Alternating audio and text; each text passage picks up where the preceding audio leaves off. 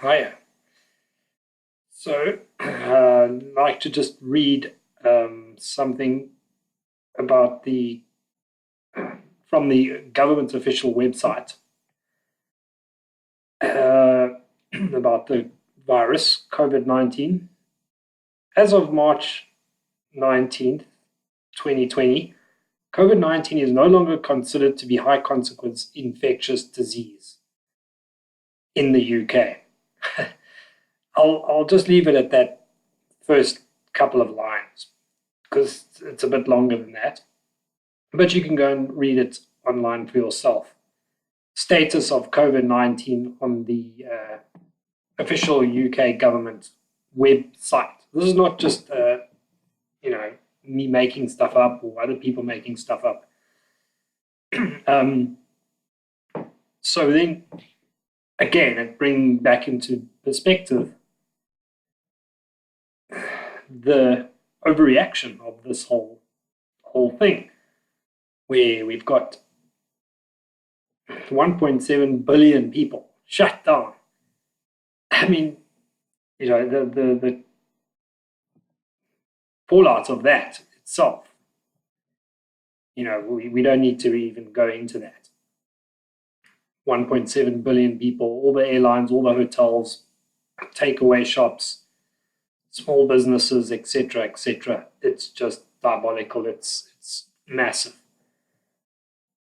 And well, how would you pull something like this off and pull the wool over the public's eye? I think it is possible, and I'd like to bring to attention for example, a study that was done called conformity bias, where it was an ASH conformity testing, ASCH.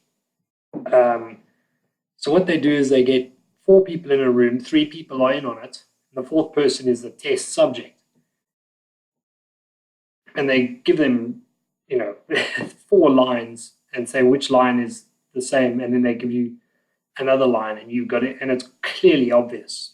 It's like, you would never for a second pick the wrong one, except they get the other three to go first and they all pick the wrong one deliberately.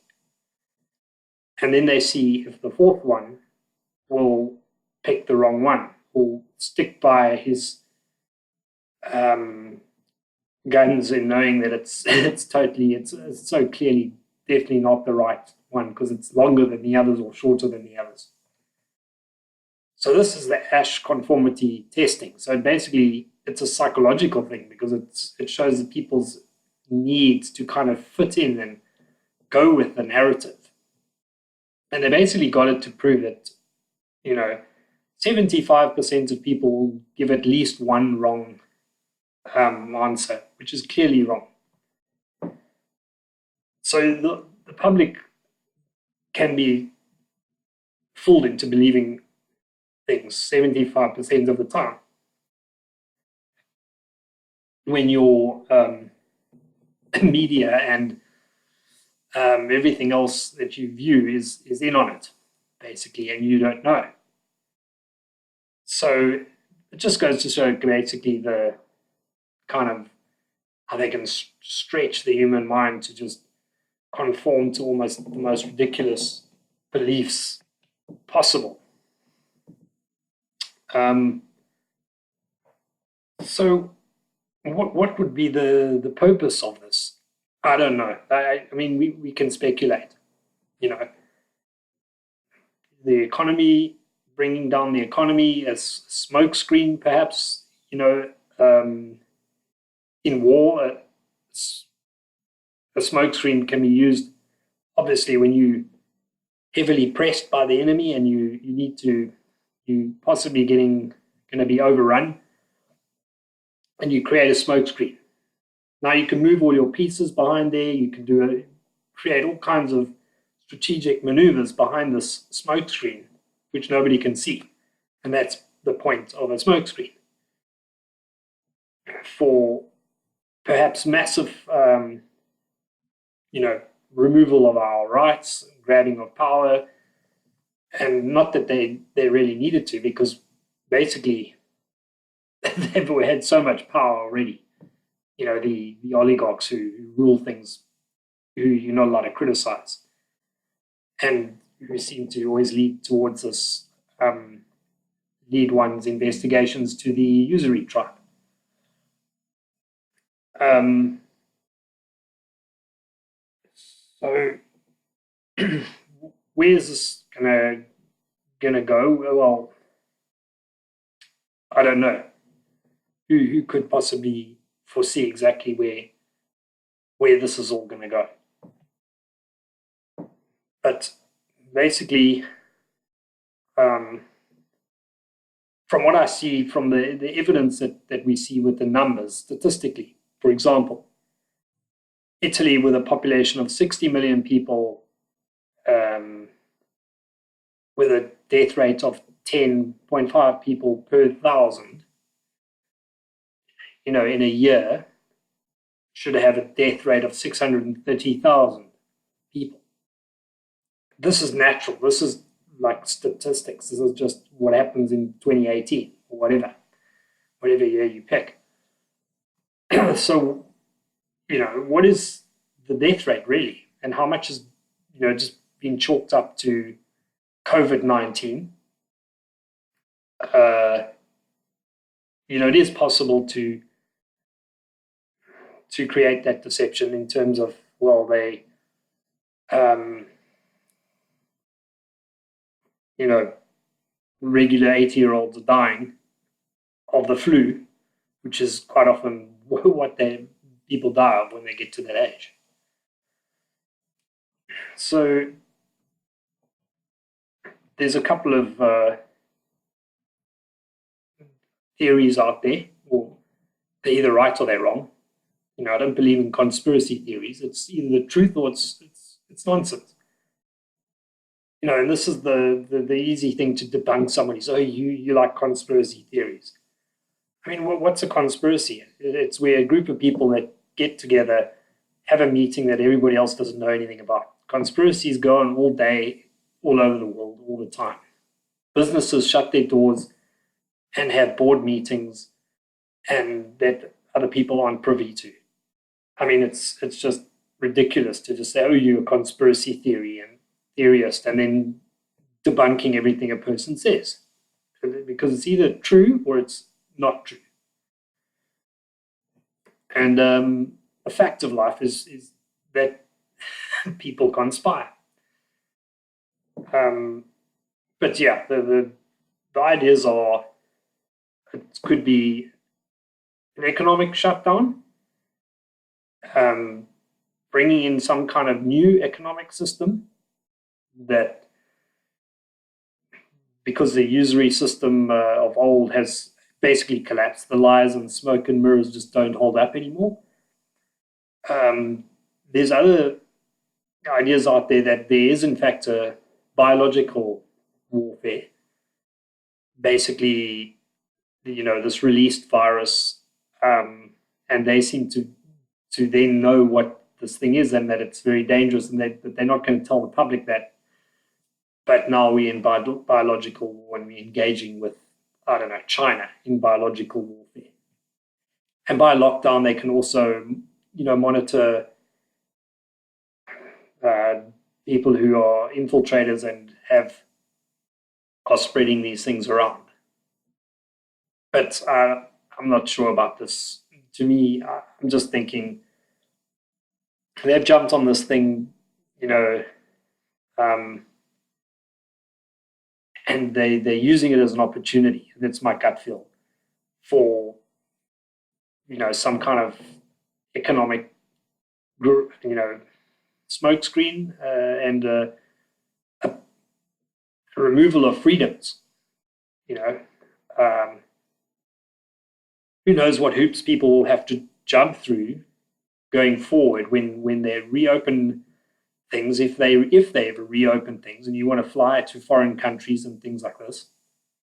Who knows who will be allowed to travel? Will there be certain criteria that you'd have to meet, like having taken a vaccination, for example?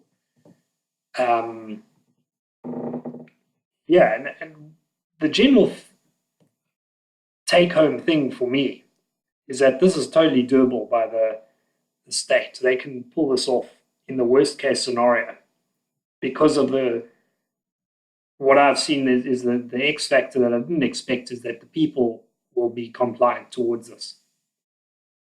And, I've seen it out there. Your average person is paranoid about this thing. They really believe it's threatening, imminent threat to all of humanity and all life out there, and all human life out there. And they haven't questioned anything. The numbers should be, there are people who are questioning, but also say there's only 30% of people who believe something that's total nonsense and propaganda. Believe me, the weight of the state and the pressure of that 30% would be enough to overrule people who have actually still got a brain in their head. I'm just saying a hypothetical situation. And I think that's why the communists said, even if 2/3 of humanity has to die, at least the 1/3 remaining will be communist. I think there's something in there that they kind of understood as well, that they only need 1/3 of the population to be compliant. And yeah, that they've generated this public kind of, this thing is fueling itself. People are now saying, oh, I saw 10 people gathering. Where are the police? Where are the police? They're all asking for the police and the army. And the next thing they'll ask for the army. So the state have got people in a brilliant, hamster wheel in there. They're feeding this thing themselves, and it's self-perpetuating, and the momentum's just gaining with the public kind of discourse that's out there. And it's a shame. It's a shame that people are just falling into this trap and not, outright rejecting this whole thing,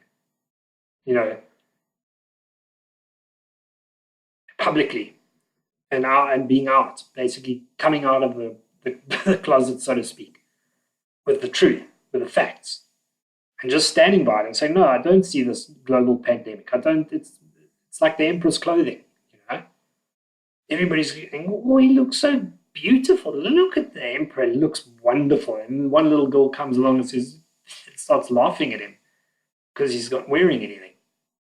And this is kind of like that kind of situation, the emperor's clothing. Except there's also fear. People also put pressure on you. Oh, if you don't want to be that person who led the whole world into erroneously thinking it was safe, and 500,000 people died because you were one of those dissenters. It's so manipulative, this whole thing. It's months now into this thing now, months. And we don't see the real evidence. The scores of dead getting buried with bulldozers and lime, and I've seen things like this. It's horrible, and that's also what people are. They don't want to be the one to be saying this. I want to see all dead. So it's this typical reliance on humans not wanting to stick out in any kind of way. So that's my ideas for now, and we're quite a few weeks into this thing now, and I still don't see any change from my first perspective, in terms of whether this thing can be something that validates, justifies shutting down 1.7 billion people across the planet and their economies. It's probably more than that. And we're in interesting times. Yeah, so I'll keep making the videos again, and you know, hopefully people will be allowed to walk their dogs again soon, because if we all reject this idea, maybe the state will feel the pressure and realize people are not falling for it. Anyway, catch you all later.